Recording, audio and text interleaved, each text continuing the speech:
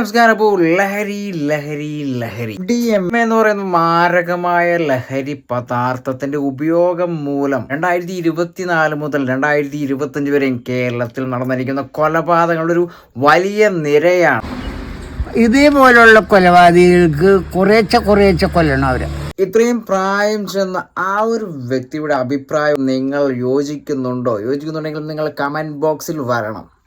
കുറേശ്ശെ കൊല്ലണമെന്ന് പറയണത് ആദ്യം കയ്യ കാല തല്ലി പിടിച്ചിടാം, അതല്ലെങ്കിൽ ഈ അവരെ കാലിൻ്റെ കുതിയരമ്പ് വെട്ടി അവിടെ ഇടാം, അതല്ലെങ്കിൽ ജയിലിൽ കൊണ്ടുപോയാൽ വെറുതെ കൂനി നിൽക്കുന്ന ജയിലായിരിക്കണം. ആ പഴയ കാലഘട്ടത്തിൽ ജീവിച്ചു പോകുന്ന ആ ഒരു വ്യക്തിയുടെ അഭിപ്രായം ഇതാണെങ്കിൽ സ്വതന്ത്രമായിട്ട് എണീറ്റ് നിൽക്കാൻ പാടില്ല, കിടക്കാനും പാടില്ല, അങ്ങനെ നരകശിക്ഷ അനുഭവിച്ച് അവനെ ചാവണം. അപ്പോൾ ഇദ്ദേഹത്തിനും കുടുംബാംഗങ്ങളും മക്കളും ഭാര്യയും മറ്റു പലരുമുള്ള ഒരു വ്യക്തിയാണ് ഈ പറയുന്നത്. കാരണം കേരളത്തിന് ഈ ഒരു ലഹരി ഉപയോഗത്തിലൂടെയുള്ള ഈ ഒരു സഞ്ചാരം ഒത്തിരി കുടുംബങ്ങളുടെ നാശത്തിന് കാരണമാക്കിയിട്ടുണ്ട്. അവൻ പുറത്തിറങ്ങി വീണ്ടും വന്നു കഴിഞ്ഞാൽ വീണ്ടും അവൻ മാനസിക രോഗിയായിരുന്നു. അവനിക്ക് പെട്ടെന്നുണ്ടായ ഒരു ഫീലിന് അതിനെ കൊന്നാണ് എന്നും പറഞ്ഞുകൊണ്ട് പിന്നെ അവനെ കേസിൽ നിന്ന് രക്ഷിക്കുമോ? അതിനോട് നിങ്ങൾ യോജിക്കുന്നുണ്ടോ? നമ്മുടെ ഇന്ത്യക്ക് ഒരു നിയമമുണ്ട്, ആ ഒരു നിയമത്തിൽ യോജിക്കാൻ പറ്റും? ഇന്ത്യയുടെ നിയമമല്ല, സൗദി അറേബ്യയുടെ നിയമം ഇവിടെ കൊണ്ടുവരണം. ദത്താണ് കട്ടവനെ കൈ വെട്ടിക്കളയണം. അപ്പൊ കട്ടവന്റെ കൈ വെട്ടുന്ന കാര്യമൊക്കെ അവിടെ കേട്ട ബാക്കി പറഞ്ഞു.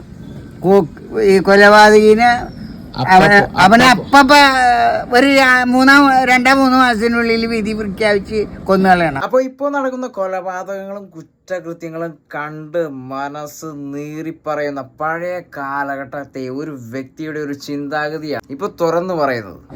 ഇതൊക്കെ വെറുതെ പോകല്ലേ, അവൻ വീണ്ടും കൂരനാവേണ്. അവനെ പോലെ 1000 പേർ വീണ്ടും ആവേണ്. ആ ജയിലിലാണെങ്കിലാ ചിക്കൻ, മട്ടൺ, ബീഫ് എല്ലാ ഐറ്റവും അവിടെ കിട്ടും.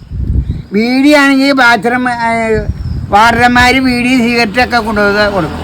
അതായത് ഒരു ക്രൈം ചെയ്തു കഴിഞ്ഞാൽ, കൊലപാതകം ചെയ്തു കഴിഞ്ഞാൽ സുഖലോലുപനായി ജയിലിൽ കഴിയാമെന്നുള്ള കാര്യമാണ് ഈ ഒരു പ്രായം ചെന്ന ഈ ഒരു വ്യക്തി തുറന്നു പറയുന്നത്.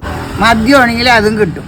അപ്പൊ അതുകൊണ്ട് അവൻ സ്വതന്ത്രമായി ജീവിക്കാൻ പാടില്ല എന്ന് എന്ത് പറയാനാണ്? ഈ ഒരു പഴയ ജനറേഷൻ നമുക്ക് ഒരിക്കലും കുറ്റം പറയാൻ പറ്റില്ല. കാരണം അദ്ദേഹം ഇപ്പോൾ നിലവിൽ കണ്ടുപോരുന്ന, അതായത് കൊലപാതകം, ലഹരി ഉപയോഗിച്ചുള്ള കൊലപാതകങ്ങൾ, അതായത് കേരളത്തിൽ 2023, 2024, 2025 വരെയും വളരെ വലിയ ക്രൂര കൃത്യങ്ങളാണ് ലൈവായിട്ട് ഇപ്പോഴും നടന്നുകൊണ്ടിരിക്കുന്നത്. അതായത് ഒത്തിരി പോലീസ് ഉദ്യോഗസ്ഥരുടെ മുൻപിൽ വെച്ച് വരെയും ഈ ഒരു ലഹരി ഉപയോഗത്തിന്റെ ഉപദ്രവകരമായ കാഴ്ചകളും നേരിട്ട് കാണുന്ന ഒത്തിരി മീഡിയാസ് വഴിയും അതോടൊപ്പം ചാനലുകൾ വഴി. അപ്പോൾ ഇദ്ദേഹം പറയുന്ന കാര്യങ്ങളോട് നമ്മൾ യോജിക്കേണ്ടതായിട്ട് വരും. അപ്പോൾ ഇപ്പോൾ ഒരു ക്രൈം ചെയ്ത് കഴിഞ്ഞാൽ ഇത്രയ്ക്കും സുഖലോലുപമായി ജീവിക്കാൻ സാധിക്കുമെന്നറിയുന്ന ചെറിയ തലമുറ ഇപ്പോൾ വീണ്ടും കൊലപാതകങ്ങൾ ചെയ്യാനുള്ള ഒരു ടെൻഡൻസി ഉണ്ടായിക്കൊണ്ടിരിക്കുകയാണ്.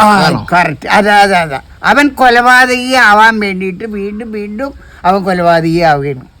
അപ്പൊ തീർച്ചയായിട്ടും നമ്മുടെ നിയമത്തെ ഒന്ന് മാറ്റിയെടുക്കണം. അങ്ങനെ ഈ ഒരു ചേട്ടൻ പറയുന്ന കാര്യത്തോട് പൂർണ്ണമായിട്ടൊന്നും യോജിക്കാൻ പറ്റില്ല. കാരണം നിയമത്തെ മാറ്റാൻ പറഞ്ഞാൽ ഇന്ന് പോയിട്ട് നാളെ അങ്ങോട്ട് നിയമം മാറ്റാൻ പറഞ്ഞാൽ നിയമം മാറ്റാനൊന്നും പറ്റില്ല.